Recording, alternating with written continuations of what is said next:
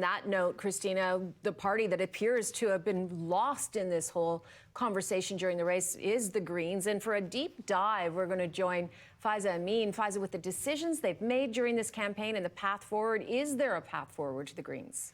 That's the question. We're going to get right into things. And we're going to welcome Deputy Leader of the Ontario Greens here, Matt Richter. Thanks so much for being with us today. And, you know, the biggest headlines maybe in recent weeks in this very short election period didn't give many of the leaders a lot of time, but the Green Party was actually removed from two primetime debates here, really critical in an election like this after failing to meet some party requirements here. So I want to get your take. The polls have not been too kind to this party. What are you expecting tonight? No, tonight, I think with all parties, there's a lot of wondering, as this is an election that shows it's a complete rejection of Trump-style politics. And during that, in particular, the leaders' debate issue, that's difficult, as we know the Green Party was the only party that had a fully costed platform. And there's a lot of pride with the Green Party for doing that, to show openness and transparency. So I think within the Green Party, despite how they were polling, there was a bit of shock that they weren't included in that debate.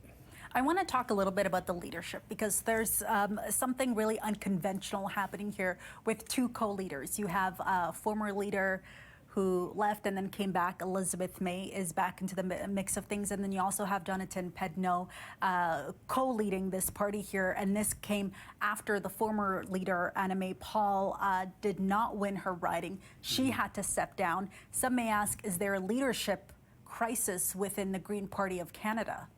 You know, within the Green Party of Canada, they are going to have to sort that out moving forward.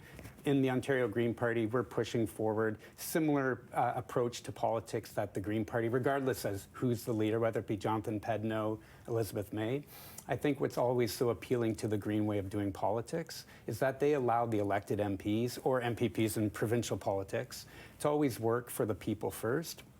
And they can say genuinely that they're putting people ahead of party, and they don't take their marching orders from the leader. So that type of politics is a breath of fresh air for people wondering if it's just going to be more of the status quo and more of the type of politics where you hear too good to be true statements, statements that offer false hope. So regardless as to who's in for the Green Party of Canada, I'm certain the likes of Mike Morris here in Kitchener Centre, right down the highway from Toronto, I'm sure he's going to keep advocating for a way of doing politics that allows him to be the voice of Kitchener Centre first. Do you think the voice of the Green Party has been lost, due to Donald Trump, the tariffs? That's taken up a lot of time and conversation in this federal election. Again, I'm emphasizing that this is a 35-day election. Yes. Do you think the Green Party was lost in that conversation?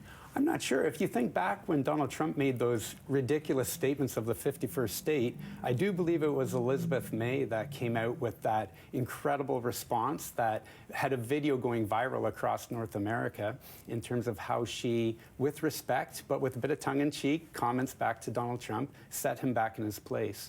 So I think that, in some regards, helped with, leveraging Elizabeth May's profile back into the spotlight, if you will, and just where the Greens can stand as a federal party across Canada. What will it take for the Greens to be able to bounce back?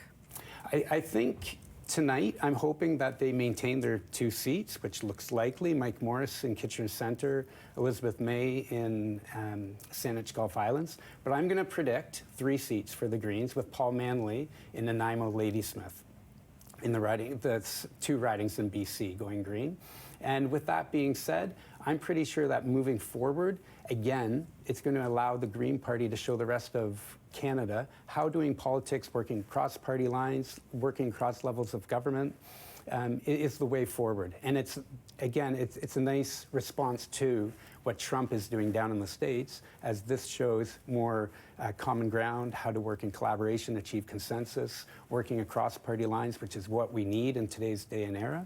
And I think the Greens can really punch above their weight and push that message forward. You offer a bit of optimism here, but let's throw out a scenario. What happens if these seats don't go the way of the Greens here?